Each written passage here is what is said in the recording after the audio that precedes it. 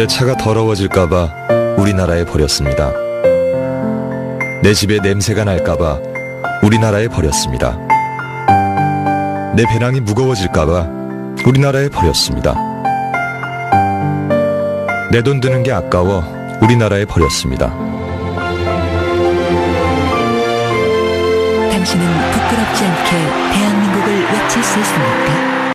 공익광고협의회.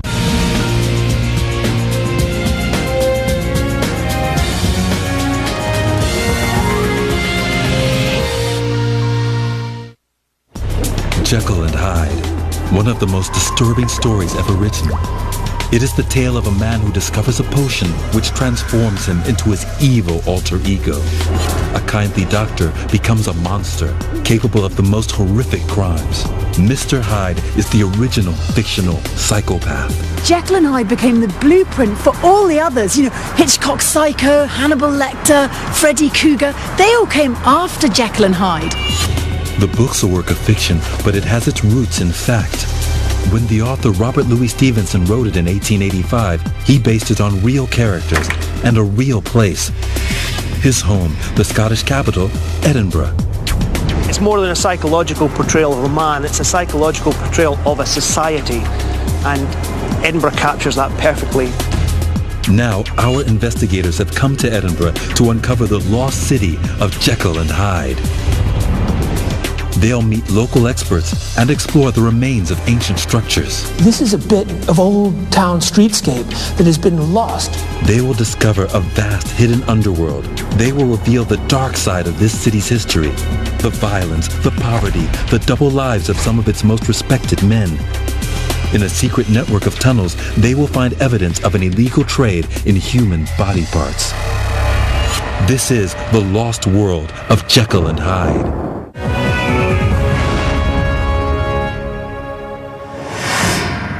Edinburgh, the capital of Scotland, a city with over 1,000 years of history.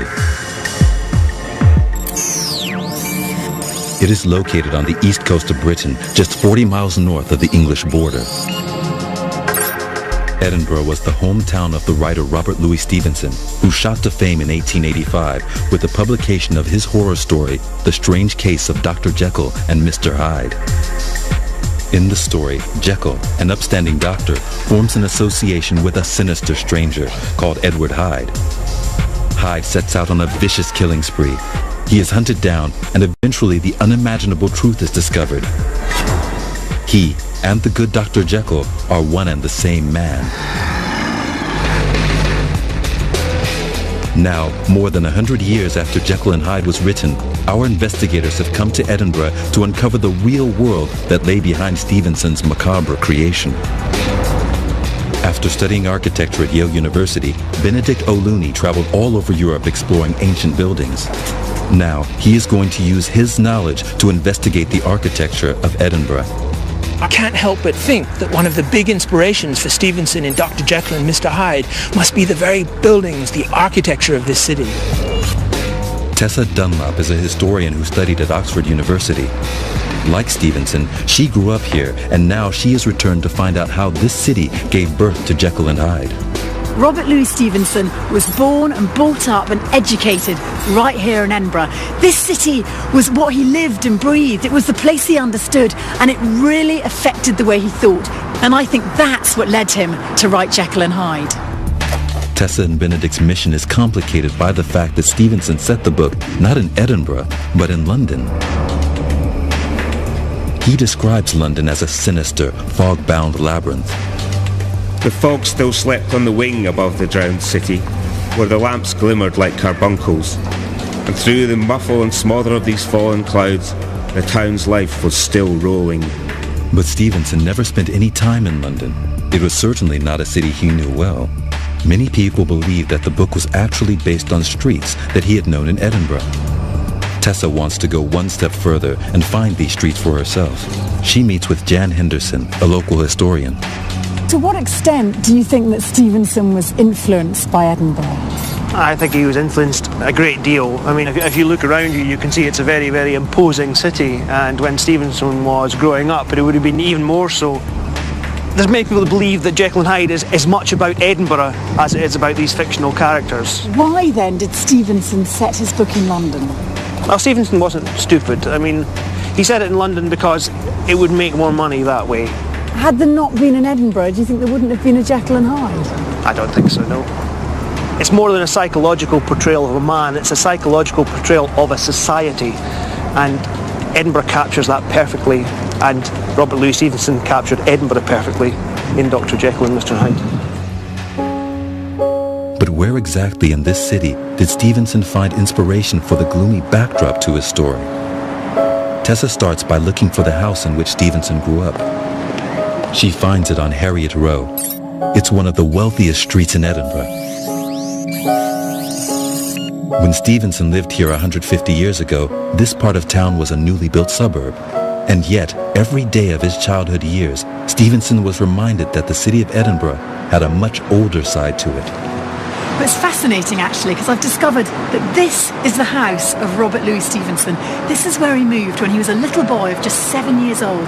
So you can imagine him, just a little boy, and a very sickly little boy. He had all sorts of illnesses, scarlet fever, bronchitis, you name it, in fact. So he wouldn't have spent much time running up and down on the streets. Instead, I'd imagine he spent most of it up there in the attic. And what did he see out of that window? The other half of Edinburgh, a very different side of the city. Stevenson lived in the new, wealthy district of Edinburgh, but his bedroom looked out over the old quarter of the city, streets and buildings which had stood for more than 6 centuries. As he grew up, he became obsessed with the unique character of Edinburgh's old town. He even wrote a guidebook about it, describing its sights in minute detail. He celebrates the maze-like quality of Edinburgh's winding streets. You go under dark arches and down dark stairs and alleys. The way is so narrow that you can lay a hand on either wall. Did these streets inspire Jekyll and Hyde's dark, threatening alleyways? Benedict heads into the heart of the old town to investigate. I've managed to get a copy of this fantastic map of Edinburgh from the 1640s. It shows these narrow closes, these little lanes that lead up to the opening up of space at the High Street. And we can see this incredibly compact, compressed sort of townscape, which must have been the characteristic of the old town. And it's something that we can actually see in Edinburgh today. While many of its ancient buildings have been replaced, the layout of the old Edinburgh has stayed almost exactly as it was 500 years ago. It is dominated by a series of narrow, winding roads, or closes, that run down from the High Street. Using ancient maps and a landscape model of Edinburgh, we can see exactly how these narrow streets were formed. They grew around Edinburgh Castle, which still dominates from the top of an enormous hill. The main street was formed along the spine of this hill. It came to be known as the Royal Mile. Then, in 1513, a wall was constructed around the city. It meant that Edinburgh could only grow in one direction, up. Some of the buildings reached 14 stories high. These were the skyscrapers of their day. The streets were narrow because of the lack of space, and the height of the buildings made them gloomy. When Stevenson talks of the places that Mr. Hyde walked, his descriptions match these streets. The dismal quarter, with its muddy ways and slatternly passages, and its lamps which had never been extinguished, seemed like a district of some city in a nightmare. But it was not just the physical details of this city that influenced Stevenson. It was also its atmosphere. Tessa and Benedict must go back 150 years to find the Edinburgh that the author knew. They will discover the remains of an underground city, tales of conmen, body snatchers, and serial killers. These places and these people inspired the creation of Dr. Jekyll and Mr. Hyde. Our investigators are in the Scottish capital, Edinburgh, hunting for clues to the real events and the real places behind the story of Dr. Jekyll and Mr. Hyde. It is set in a sinister urban landscape. Here it would be dark like the back end of evening, and there would be a glow of rich lurid brown. The fog would be quite broken up, and a haggard shaft of daylight would glance in between the swirling reeds. To find out how Edinburgh inspired such a nightmarish vision, Tessa and Benedict revisit the city that the author Stevenson knew 150 years ago. Many streets and buildings from that time have been preserved because of the type of rock on which Edinburgh stands. Tessa heads to Salisbury Crags, a huge hill in the middle of the city, to find out more. She meets architectural historian Charles McKean. It's really an exceptional view here, isn't it, Charles? I think it's one of the few cities that we can look down on from this sort of height. And it's famous for its hills because they were originally volcanoes, is that right? Yes, I think that's exactly so. This was a volcanic landscape. You had, first of all, a volcano where the castle is now, and when it was erupting it created what they call a tail, and that is what became the high street running down. And then there was another volcano here, where we are standing. Geology holds the key to finding what's left of the city that produced Jekyll and Hyde. 350 million years ago, volcanoes covered this area. During the Ice Age, the soft rock surrounding them was worn away, leaving only stumps of solidified lava up to 200 feet tall. These became the foundation on which the city of Edinburgh was built. So this would quite literally have been sort of molten lava? Yes. Millions of years ago?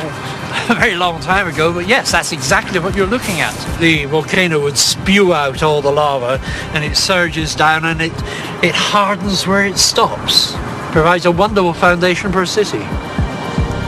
People have been building here with this rock for more than 3,000 years. This rock's durability provides support to buildings comparable to the most stable foundations. It means that when something is built in Edinburgh, it's here to stay. Houses, even whole streets that Stevenson would have known, have been preserved in time under the ground. One such street is Mary King's Close. It now lies underneath the city chambers, a grand government building on the Royal Mile constructed in 1753. Tessa has met Jan Henderson to find out more about this street. You're on an extremely steep hill running from the Royal Mile down into Coburn Street. Mary King's Close was on that steep hill. They built the city chambers on top of it. So quite literally, it's now an underground cavern? It is, yes. Right beneath their feet and preserved under the walls of the Royal Exchange lies a rabbit warren of ancient houses, many over 500 years old. Tessa descends into the remains of these streets to find out how life here inspired the world of Jekyll and Hyde. This is wallpaper from the 17th century. People really did live here. It's very curious in here. It seems we're in an outside street, but yet we're inside, we're covered. How does it work? In a way, that's exactly what we are. So when you look up, you should see the sky, but in actual fact, there's the floor of the government buildings.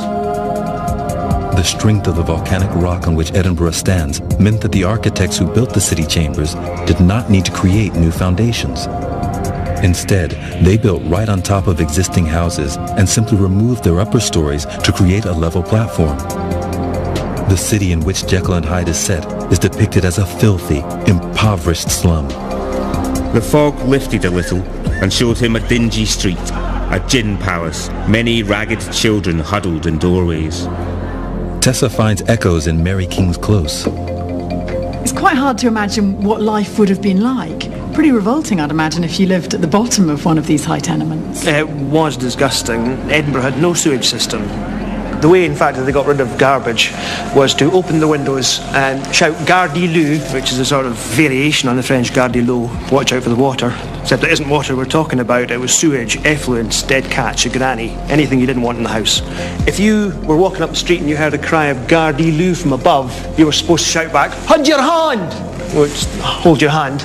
Right. Hopefully that would stop them long enough to give you time to get out of the way, just flatten yourself against the wall, and then the stuff would land at your feet. Here, it was also desperately overcrowded. An 18th century investigation into the living conditions here revealed 1,000 people living in just one short street. In terms of who was living where, was there some kind of social order? There was, and it was a very strange one. Because of the overcrowding in Edinburgh, everybody lived in the same buildings. The rich did their best to avoid the poor under all circumstances, which of course was very, very difficult. But you'll see in some cases, you can see it actually up there, they would build a staircase from ground level up to their own windows so that they wouldn't have to go up and down the communal staircase and mingle with the lower classes. We can reveal what Mary King's Close looked like before it was entombed under the city chambers. The buildings were several stories high, with the poorest citizens living on the ground floor, closest to the filthy streets. But the extraordinary thing about Mary King's Close is that the street was not abandoned when the chambers were built on top. The poorest members of society continued to live underneath this great building. And they were still here 100 years later when Stevenson lived in the city. By the time Stevenson was around, it would have been blocked off overhead by the city chambers. Can we be sure he would have actually known about this place? Oh, he would definitely have known about Mary King's Close. It was famous. He would have come to the old town and seen the poverty and the crime here. In fact, he wrote about it once or twice. And it was unlikely that Stevenson would write about anything he hadn't actually visited. Grimy, poverty-stricken, and literally buried, Mary King's Close was the template for the eerie, dangerous city of Jekyll and Hyde. But Edinburgh also provided Stevenson with the concept which lies at the heart of the story. Man is not truly one, but two. This idea of a split identity was so new and unsettling, it would terrify readers for decades. And it arose out of real events that took place in the city of Edinburgh. Our experts are in the Scottish capital, Edinburgh. They're trying to uncover clues to the world which inspired Robert Louis Stevenson to create the story of Jekyll and Hyde. They have discovered how Edinburgh's past has been preserved in a hidden underworld. Now, they will learn that this city is not only divided above and below ground, it has also been split between an old town and a new town. This division had a direct influence on the central meaning of Jekyll and Hyde. Man is not truly one, but two. All human beings are commingled out of good and evil. Like the character of Dr. Jekyll, the Edinburgh that Stevenson lived in also had two very different sides to it. To the north, a brand new town had been constructed entirely from scratch, and it couldn't have been more different from the old city. A town with two separate identities. Is this what gave Stevenson the idea for Jekyll and Hyde? Tessa meets up with Charles McKean at Edinburgh City Archives. Charles, why did Edinburgh decide to build a new town? Political decision. Edinburgh wanted to redefine itself, and they decide that what they've got to do is build across from the old town on the empty site over there a new town which is going to represent a new way of living, a new civil society. The redevelopment of Edinburgh was such a huge event that the city held a competition to find a designer. Architects from all over the country were invited to submit their plans. The winner proposed a suburb of wide, elegantly proportioned streets. And this was to be built for people of rank and fortune only, namely aristocrats. And they were quite clear about it. Professionals, ordinary people were to stay behind in the old town. This was an exclusive suburb. These civic improvements continued over 70 years and completely transformed the city. Marshlands were turned into public gardens. Bridges were built to link the new and old town, and a railroad was carved into the valley. Edinburgh effectively became two cities. So this new establishment, the new town, specifically for the aristocrats, it must have had an extraordinary effect on the whole city. You're quite right. Gradually, slowly and then increasingly accelerated, the middle classes and the professionals moved out of the old town into the new town. And once it got beyond a certain level, it became a really rapid rush until nobody of any quality lives in the old town, and nobody who can afford to move hasn't moved. So it goes into a spiral of decline. Physically and economically divided in this way, the two sides of Edinburgh became polar opposites. Like the monster that Stevenson would go on to create, one side was wealthy and respectable, the other was dark and corrupt. I think the best way of explaining it is to look at this map here, because this is produced about 1820 or thereabouts, so the new town is complete. And you see immediately that these are different in kind from the old town. They're regular, big houses, wide streets. Compare it to the old town. It's extraordinary, because what immediately hits you is this is amazing sort of tranquil symmetry, and here it's dark and higgledy-piggledy. It's a mess. It's a built embodiment of Jekyll and Hyde, isn't it? Rational Jekyll, the professional, hairy Hyde. So do you think that Jekyll and Hyde, the book, is also about the city of Edinburgh? I think so. And I think what he's done, in a way nobody else has done, is absorb the atmosphere of this city and turned it into fiction.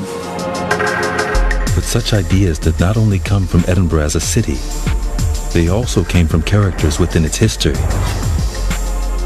As the construction of the new town left the old town impoverished and lawless, streets like Mary King's Close became a haven for criminals. Among them, a wealthy young man named Deacon Brodie. His story would pass into legend. I suppose then if we're placing someone like Deacon Brodie into a situation like this, I mean, where would he have fitted in? I can imagine him just kind of creeping around in these alleys. Deacon Brodie's a strange case in that he had a kind of two-strata life in this city.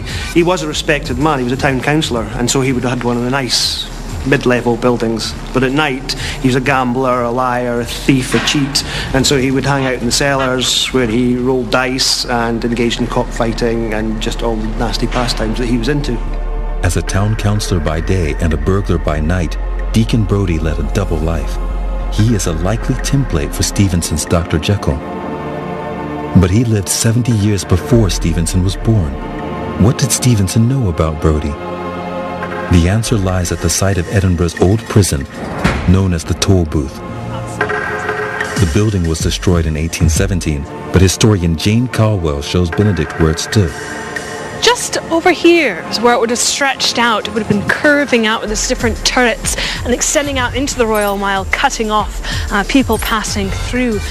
Quite a warped structure in that it had grown and expanded and shrunk down, grown again over the years. The conditions inside were absolutely awful. In the centre of the room, for example, rather than having plumbing, they just would have had one pit, one hole in the centre into which everything drained. The Toll Booth is also where public executions took place, and in 1788, Deacon Brodie, captured during an armed robbery, was sentenced to hang here. They had a platform just over to the side where the hangings would take place. As many as 20,000 people would gather for a hanging. We can now reveal what the old toll booth would have looked like when Brodie was hanged. Just a few years before, a new scaffold had been constructed to make executions more visible to the crowd. He wasn't even nervous when he stepped up onto the scaffold either. The story goes that he had actually fitted other devices underneath his collar and had bribed the hangman himself to adjust the rope so he would not be fully hanged. Brodie's scam didn't work. His death would have been a painful one. From the 19th century, hangings in Britain used the long drop method, where the force and length of the drop caused the victim's neck to break. It was a rapid death. But before this, and in Brodie's time, gallows had shorter drops. The victim would die of strangulation, often taking an hour to die. Deacon Brodie's execution was a huge public event. He became a folk hero. Jane's theory is that Deacon Brodie was the main influence behind Stevenson's story. Robert Louis Stevenson, in his youth, had quite a lot of illness. As a result of being bedridden, he had many people come and tell him stories. One story he loved hearing over and over again was a famous tale of Deacon Brodie. Now, when he became older, he wanted to tell this story. He didn't think it appropriate for someone who's so much one character by day and one by night to have the same name. So instead of giving him the same name, he changed it. He gave it two names, Dr. Jekyll and Mr. Hyde. It seems likely that Deacon Brodie influenced Stevenson's idea of a man with a double life. But there's another element to the Jekyll and Hyde story. It's a tale of science gone wrong. This idea too is inspired by real-life events in the city. Next, we discover the gory secret trade which supported the city's most eminent surgeons.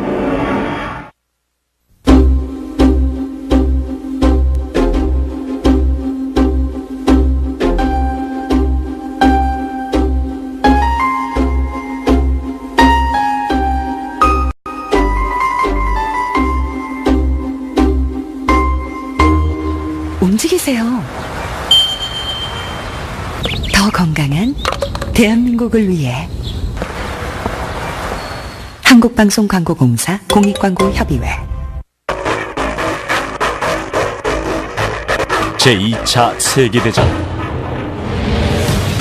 그 누구도 보지 못했던 2차 세계대전의 이공계 컬러 영상.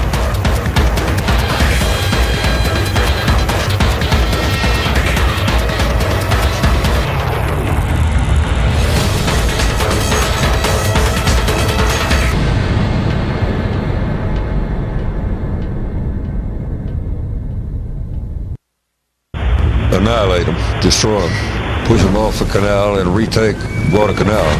USS Enterprise and ship's crew said, no, this ain't gonna happen. We're gonna fight you to our last man. It's history in 360. Battle 360. Only on History.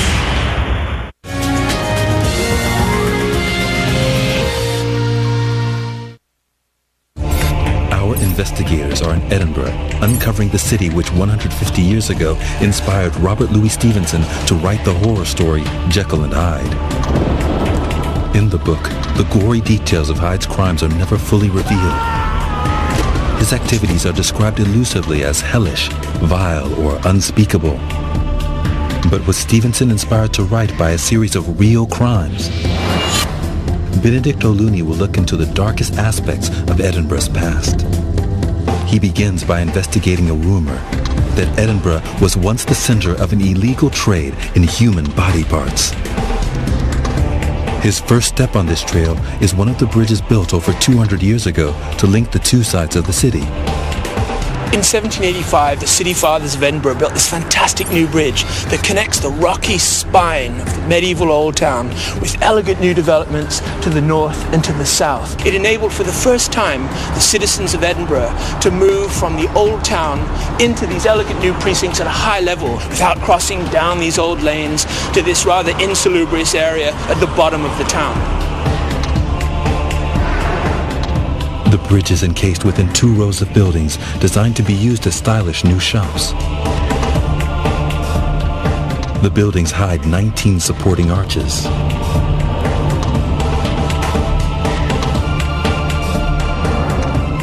For over 100 years, these vaults were sealed up and forgotten. But recently, they have been re-examined. Now, Benedict wants to find out how they're connected to the story of Jekyll and Hyde.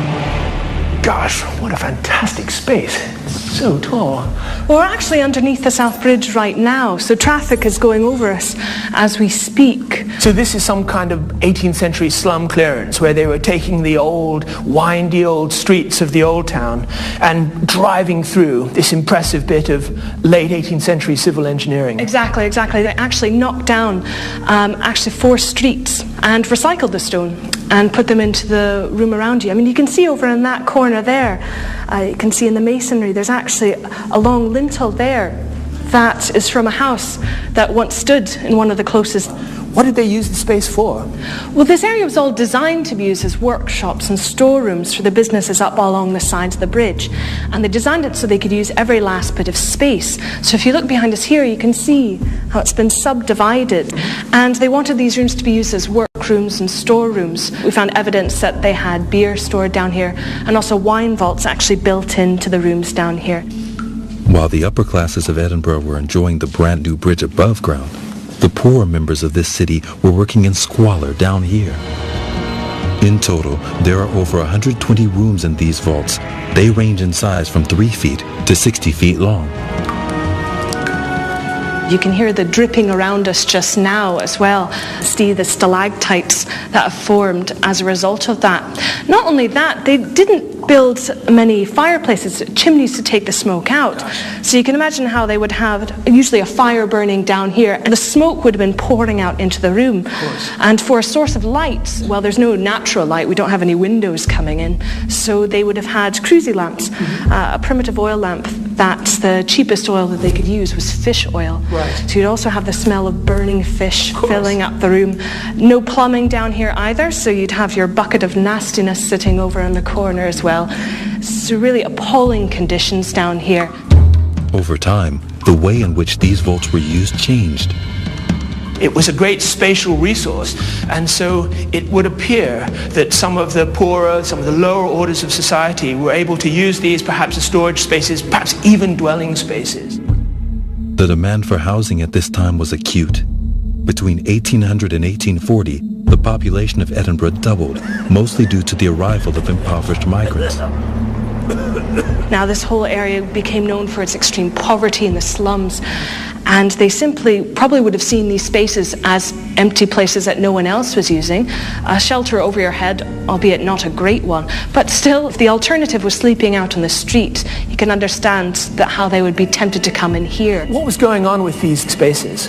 Well, a lot of illegal activities, if we're going to be brutally honest. The number of taverns, illegal brothels were multiplying by the dozen during these years, and certainly operated in these rooms. This area of Edinburgh became lawless, a no-go zone. But what links these vaults to the rumor that body parts were traded in the city? So you'll notice as we come in here, you've got your normal wall pretty flat until you get over to this. This looks like some sort of a tunnel that's been really hastily walled up. Exactly. What on earth is this? Well, this is just this half of the tunnel. On the other side, it leads up over to Infirmary Street. The tunnel faces south. It points directly towards Infirmary Street, and that is the home of the Edinburgh Medical School. Their way blocked, Jane and Benedict follow the tunnel's route above ground to an old bar. They descend again through its basement. Wow, I've not actually been down here before, and I didn't expect to find such a big space. I thought we would just come back into one of the cellars. I never thought we'd find a room as big as this one. Well, below us, it looks a bit like some of the street surface that we've been seeing in old Edinburgh. We've got a drainage gully down the middle and rough pavers on either side. So this is a bit of old town streetscape that has been lost. So I'm guessing we're actually underneath Infirmary Street right now. So this could be the old Infirmary Street that stood here before the South Bridge was built. Well, I counted 29 steps from the street level above. So I reckon we're about 22 feet below the street level. That makes it more or less the same level of the tunnel that we saw on the South Street bridges. Could this be that same tunnel? It does seem quite likely. As you said, it matches up. Jane and Benedict have found a secret underground passage connecting the crime-ridden vaults to the medical school. The tunnel was in use in the early 19th century when Edinburgh was the medical capital of Europe. Students who studied anatomy here were meant to be the best. Why would these two worlds be linked in such a way? What is the connection to Jekyll and Hyde? Tessa heads to the medical school to find out. She meets up with the current professor of anatomy. Anatomy was really the basis of all of the clinical disciplines, and therefore if a student decided he wanted to pass the rest of his career after he qualified as a surgeon, he really needed to know anatomy inside out and backwards. The problem was that there was an increasing need for people to dissect the body, and really very few bodies available. So what you have is Edinburgh as a growing medical centre, in particular for anatomists, but a shortage of bodies. Yes, there became an increasing trade in body snatching. Tessa has discovered that the rumors about the body snatchers are true. In the 19th century, groups of men dug up dead bodies from Edinburgh's graveyards and sold them to the medical school. But did Stevenson know about these grisly activities? Did the body snatchers leave any evidence? Tessa heads to one of the city's many graveyards. Are we now in one of the graveyards that the body snatchers would have operated from? Yes, in fact, Greyfriars would have been one of their favourite graveyards. It's right in the middle of the old town where all the criminal activity went on. It's also fairly close to the anatomy department of Edinburgh University, where they would eventually sell the bodies. The resurrection men, they were called, used to come in late at night. They would climb over the wall. They would find a freshly dug grave, uncover it, open the coffin, and then they would pull out the body, usually using hooks that they put into the corpse's nostrils, and then they would just slide the corpse straight out of the coffin and into a sack. This must have been truly hellish for families who'd just lost a loved one. People were far more superstitious in those days, and yes, robbing graves was a horrendous thing to them. The resurrection men were considered to be the lowest of the low, worse than murderers. Body snatching was so rife that it actually affected how graveyards were designed. Walls and watchtowers were erected to protect the city's dead. If you had enough money, you could actually have the body locked away in one of these. This is called a mortise lock, and basically you can see what it's for. The body stays in here, so it can't be lifted out of the ground. Once it's been in here a couple of days, it's useless to the anatomists, therefore useless to the body snatchers, and so it could then be taken out and buried properly. Body snatching was a gruesome job, but it was lucrative.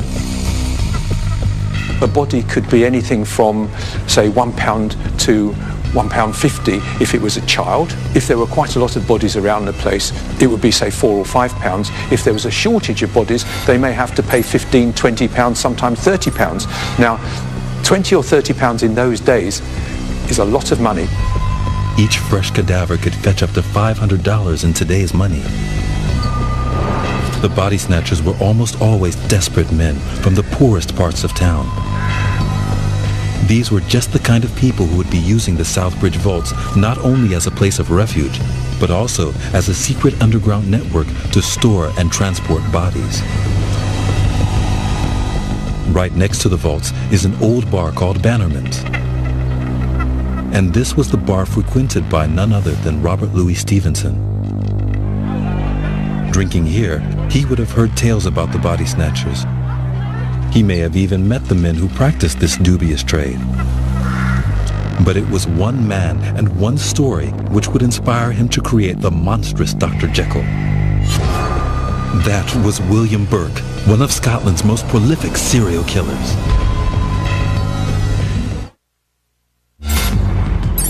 Our investigators are in the ancient city of Edinburgh.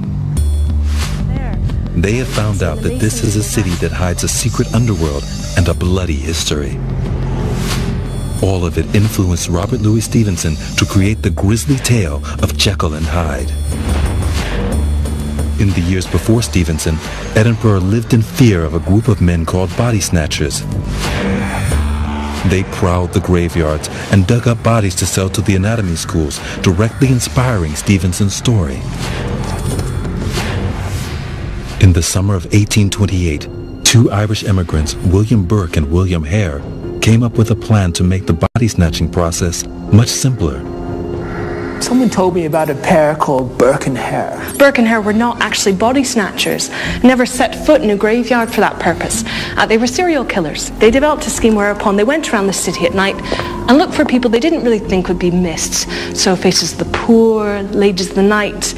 They would approach these people, offer them a nice place where they could go back to, cozy place in front of the fire, and as much as they wanted to drink. And they'd feed the person drink after drink until the person was so drunk they couldn't fight back. William Hare would usually hold the person down, and William Burke could then kill them. His murder weapon was 3 fingers. 2 over the nose, clamping it shut, 1 under the mouth, and then the person would suffocate to death within minutes. So they had a nice clean body on their hands as well. You didn't have any gunshot wounds, any stabbing marks, no large bruises. So they could easily sell these bodies over to the medical school. Over 18 months, Burke and Hare murdered 17 people. This was the most prolific killing spree that Scotland had ever seen. I've discovered that Burke and Hare were really grim individuals. They were particularly manipulative with the way they went about killing their victims. I mean, for example, predominantly they were elderly. These were old, vulnerable folk. They were often new to the city, so they wouldn't be missed. There was an instance where they killed a prostitute and a small disabled boy. I mean, really horrific stuff. But Burke and Hare were not to go unpunished. A surgeon's assistant recognized one of the bodies that Burke brought him. It was that of a young prostitute called Mary Patterson. The senior demonstrator, Mr. Ferguson, had probably slept with her 1 or 2 days before. At least several of his students had probably slept with her during, say, the days or weeks before, and she was immediately recognized. They therefore asked Burke, who brought the body, how did she die? I mean, she was such a young person. And he said, well, you know, these things happen with people that drink a lot, and she was obviously an alcoholic. Inquiries into Patterson's death led police to Hare. He turned witness in exchange for a pardon. Burke was tried and found guilty of multiple murders. William Burke was publicly executed. About 20,000 people showed up in the centre of town to see this hanging. So you can imagine all the windows, all the rooftops, as well as the pavement itself, all being completely full of people. But they thought it appropriate, since he'd given so much to the medical school, what would be the last perfect gift for him to give but his own body. Burke's body was sent straight from the gallows to the medical school, where it received the same treatment as the bodies of his victims. There were some life masks made. This is the life mask of Burke, and this was made when he was in the Tolbooth prison in Edinburgh. This is the death mask of Burke that was made very shortly after he was executed, and it's not entirely clear, but there's meant to be a rope mark here. After they cast the death mask, the men at the anatomy school dissected Burke's body and made a series of notebooks from his skin. Some of them are still in circulation today. Tessa discovers the rest of Burke's remains are also here. This is the infamous Burke. It's all quite horrifically macabre. He was dissected under the authority of the university professor of anatomy at that time. This was to try and inhibit other people from carrying out murders. William Burke was executed in 1831, just 20 years before Stevenson was born. Was this the man who inspired the creation of Dr. Jekyll? I can't help feeling there are enormous similarities between Stevenson's Jekyll and Hyde and this strange double world of medical professionals and body snatchers and murderers. I think the relationship is reasonably straightforward. Stevenson was inspired by the Burke and Hare episode that occurred in Edinburgh so many years before, because it was now a tradition in Edinburgh. Stevenson certainly knew about Burke. He even wrote a story about his crimes called The Body Snatchers. But Tessa is not convinced that Burke is the figure on whom Jekyll is based. It's interesting because you get the filthy activity of stealing people's dead bodies, but on the other hand, the need to progress science. Yes, the body snatchers were vilified, but they were only half the equation. The other side was the doctors taking the bodies.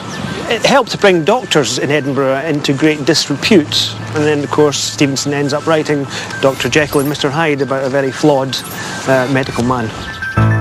Jekyll is a respectable doctor, but he abuses his medical knowledge, creating a potion which allows him to indulge his darkest desires.